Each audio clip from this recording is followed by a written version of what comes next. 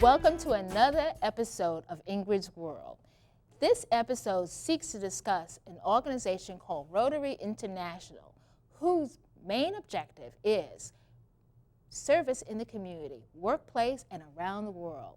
So let's see what we can learn.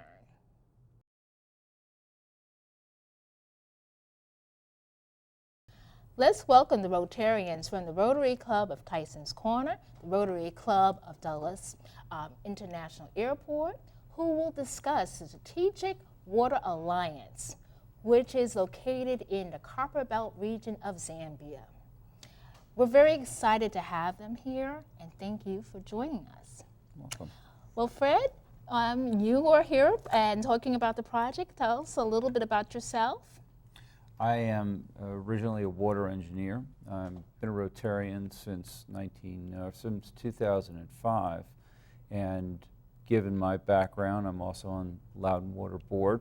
I've had the opportunity to leverage that, and as well as some of the skills and the gracious generosity of some of those folks to take that to Zambia in order to help us promote our water projects that we're doing there and to test water quality.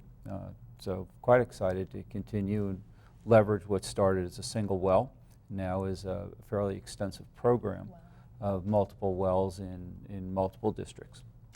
And Tim, I'm so happy to have you here.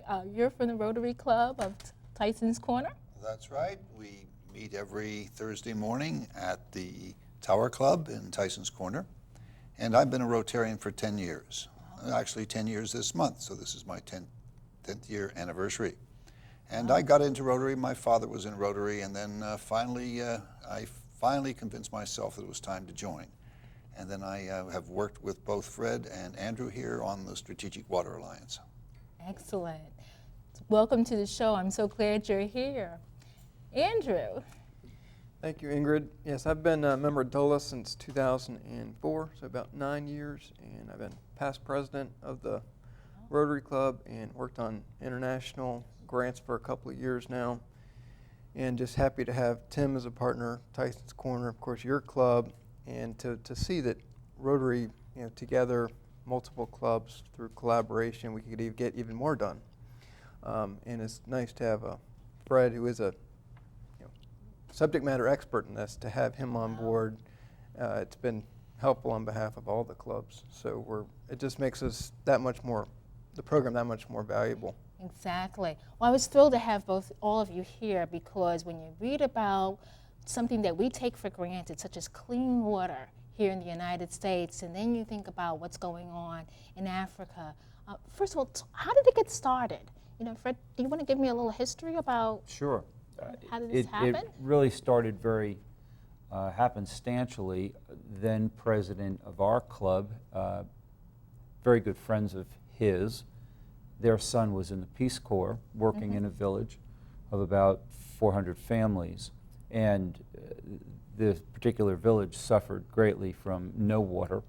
And he sent a video demonstrating the horrific conditions and asked the simple question, is there anything your club could do?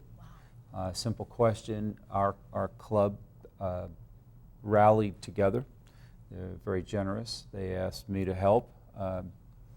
They thought I knew something about wells, so we wound up finding a driller on site. We used our Peace Corps volunteer as our boots on ground to help us, and we, in relatively short order, were very successful in putting in a single borehole that served the community, all these families, and school, and that really was our jump start.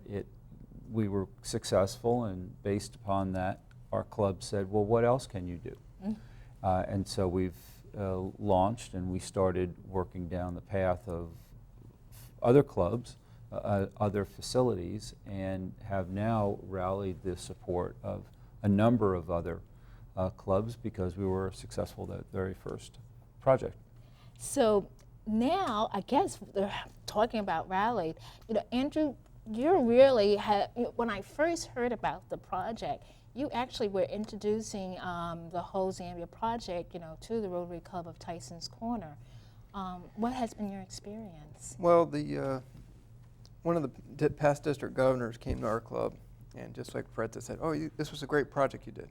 And then all of a sudden he goes, "This is what Rotary pays for through matching grants." Okay. So once that little bridge was crossed, we launched it, did a first matching grant.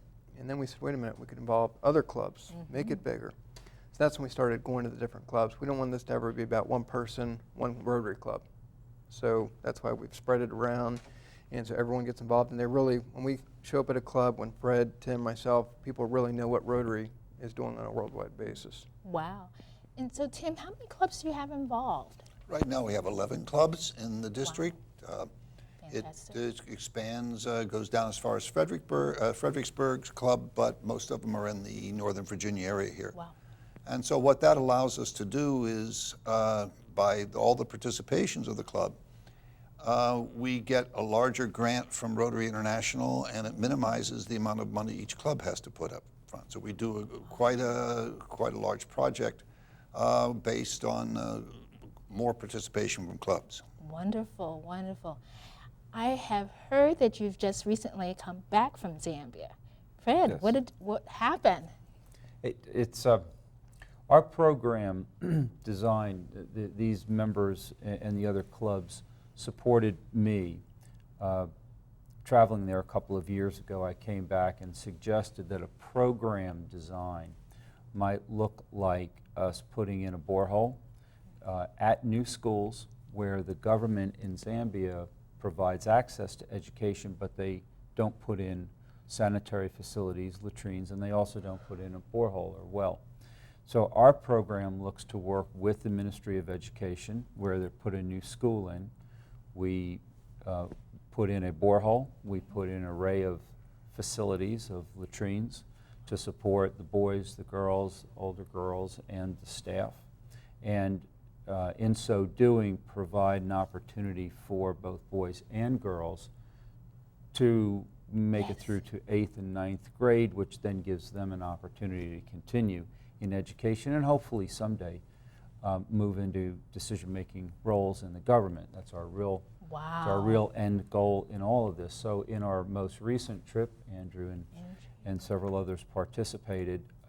It was a tough and arduous series of days, but what we were able to do was confirm where our program is working well. Good. We reinforced that we do need an ongoing maintenance program. We have to be mindful that wells don't last forever, and so we worry about their ongoing maintenance durability. I had an opportunity to test the quality of water as well. So we can reaffirm back to our clubs that for the most part, if everything is working appropriately, we are providing clean, potable water for them. And in general, our program's working. I would say everyone was fairly exhausted. They're long, difficult days, but it is a solid program.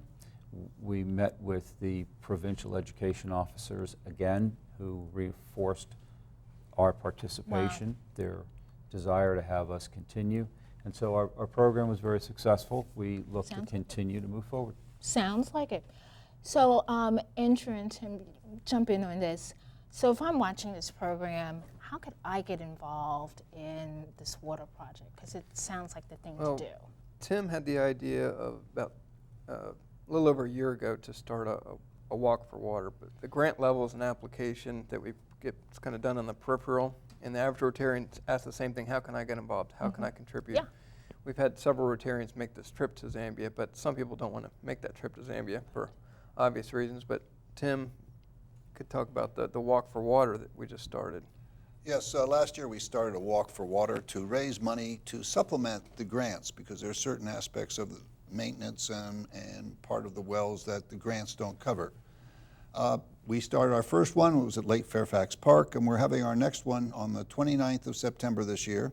Excellent. At Lake Burke Park. Yay. And we're getting the website up to register online. It will be www.smartruns.com / it's a mouthful here, That's all right. District 7610-Walk for Water. Walk for Water. And we invite anybody that's listening who would like to participate to come and register, and every bit of the money that you put on your registration fee will go directly to support the water project. Well, it's definitely a pleasure to have each of you here on the show, and I feel actually honored that you took the time to be here. Clean water is something that we take for granted, but clean water is critical in Africa, and thank you for raising the issue and keeping it in front of us and supporting by everything that you're doing that clean water is important to us Rotarians.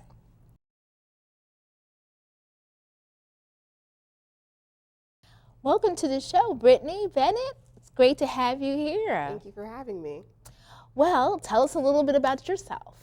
Well, basically, I grew up in a military family, so I had the opportunity to travel all over the world, mainly in the United States. I didn't get the opportunity to live overseas like my dad did. So I lived in the West Coast, the East Coast, and the South, all over the place. And finally, my dad retired here in Northern Virginia, where I went to school at George Mason University, got my degree in government international politics, in hopes of going into a career of international politics or public policy or something of that nature.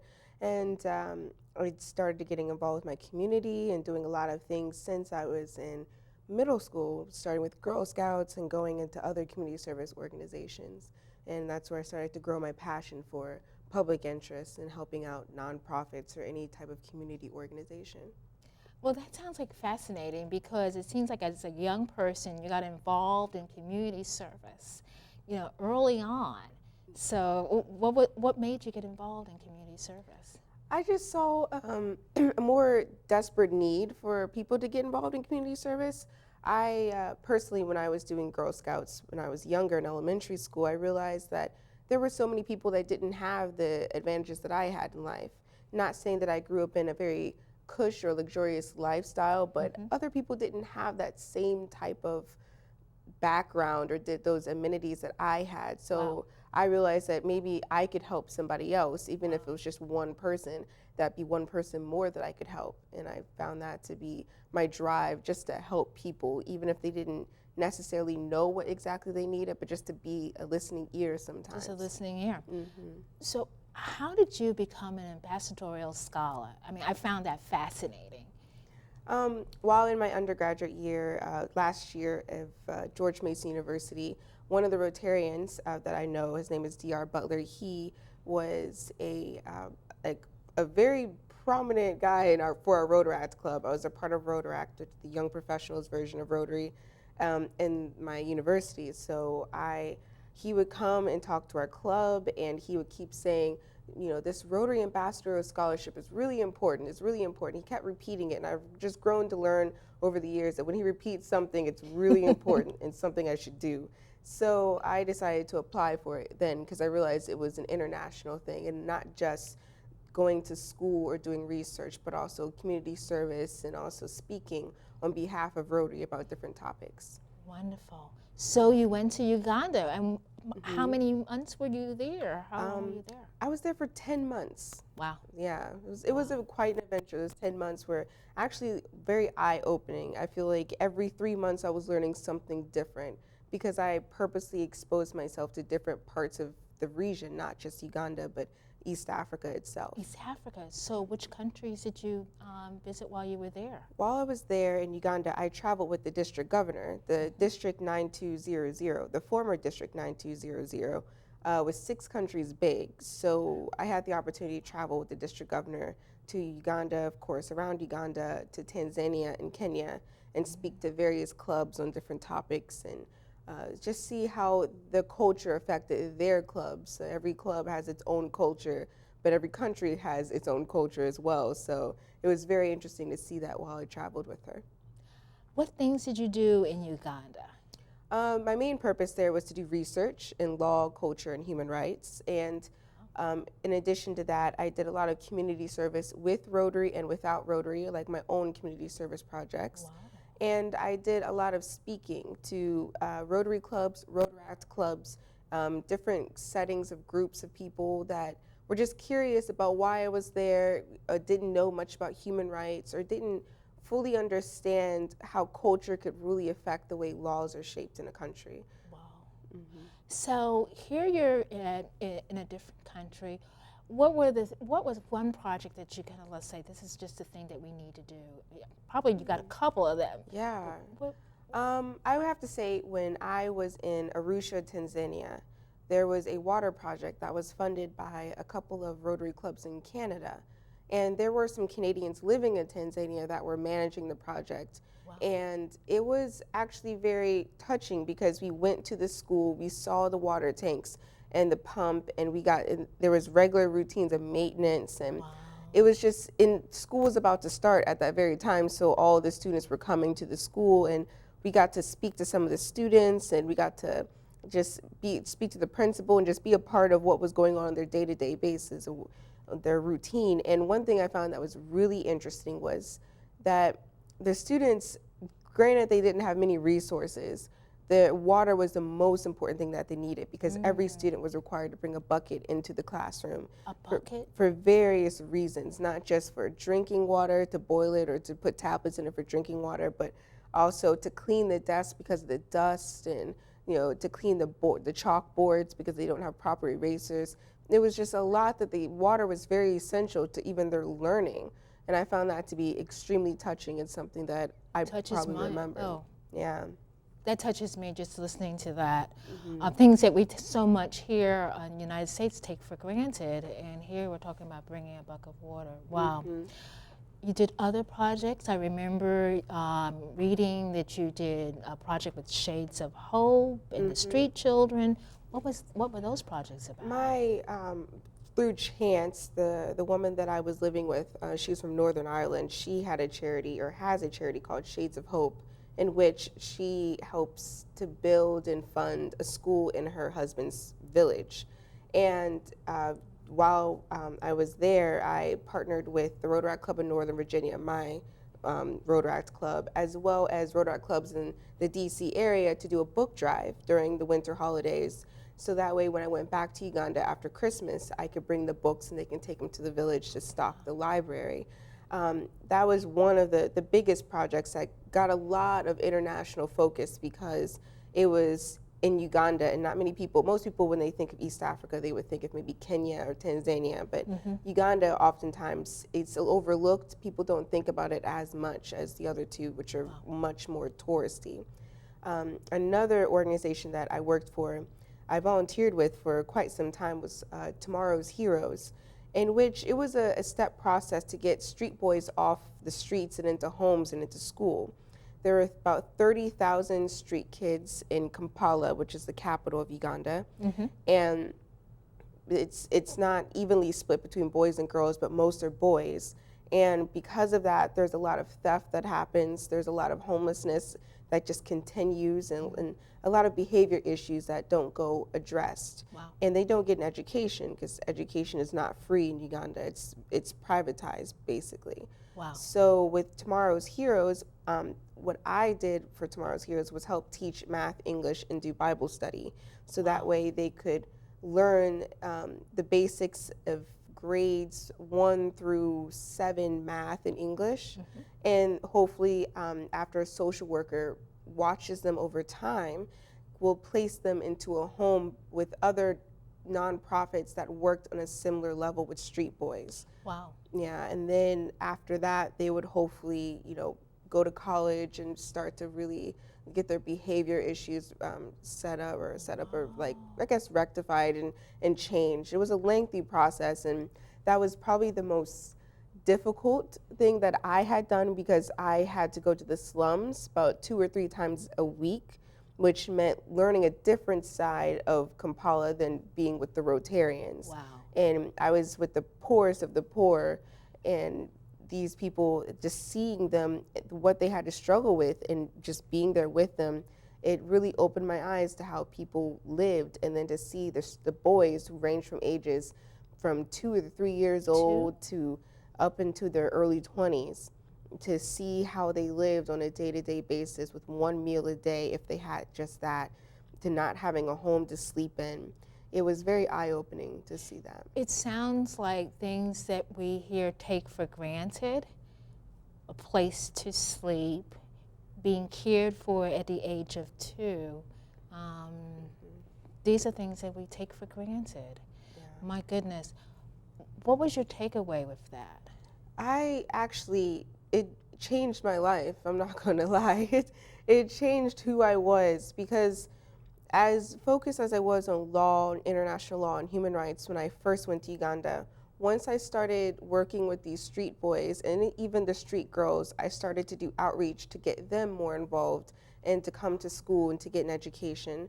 I started to realize how much the youth, no matter where you are in the world, there's such a vulnerable state. There's such a vulnerable group of people that no matter, even here in the United States, we have our own vulnerable youth.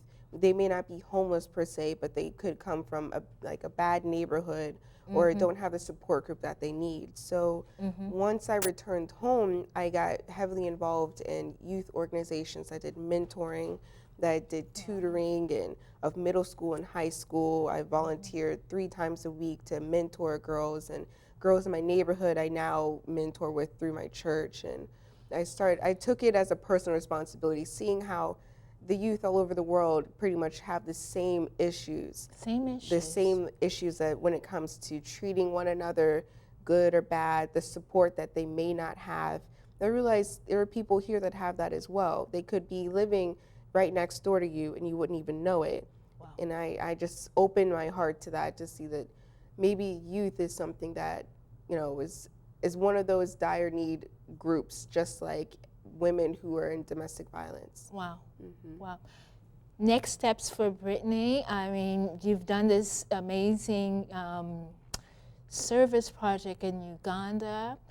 What are your next steps? Well, I do still plan to attend law school. I haven't decided exactly what field of law per se, but it's definitely going to be public interest based for nonprofits in particular. Definitely focusing a lot on youth because I feel that that's where my heart is telling me to go at this point. It's a very vulnerable state, no matter where I am in the world. That's something I seem to pick up on. Wow. And I think within the next couple years, I think law school and public interest Will be the focus, next focus. and hopefully having something where they're having a nonprofit that can go across borders to other countries, Wow. like to start youth centers to also help not just these charities in Uganda, but in India per se, or other parts of Africa, that the children are very vulnerable as well. Seems like your heart is like really trying to help the youth. So someone's watching this. I'm always trying to make sure that our viewers have the information. How can they find out more information about the street kids? How can they find out more information about you? How can I do that? Yeah, that's a great question. The websites for those 2 organizations that I work with the most, Tomorrow's Heroes, they have a Facebook page. Both of them have a Facebook page, but they also have a blog called Tomorrow's Heroes.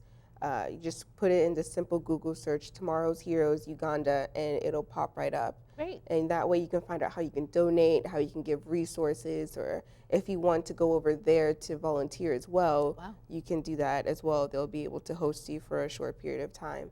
The other one, Shades of Hope, they mainly do donations and sponsoring children. So having someone go over there to volunteer, to live with them, they don't do that quite yet. They just sponsor many children in the village to go to school and help their families. Maybe if in a storm, their house was destroyed, they have a team come out and rebuild a house for them, and they pay for the expenses. So Shades of Hope is also easily accessible through Facebook. They have a Facebook page where they do most of their outreach. It's the same as Tomorrow's Heroes. Wonderful. Both are based in the UK, out of Northern Ireland. Wow. Bangor, Northern Ireland per se. Bangor. So, Wow. and for me, my own personal blog is called Cultural Understanding Across Borders. It's called AS7610 Brittany Bennett at blogspot.com. Yay. And I'm sure that's running right underneath your name because you were so good about sending that in to us. That's great. So lessons learned, anything that what is your lesson for young people watching this program now? I would say be open to new experiences.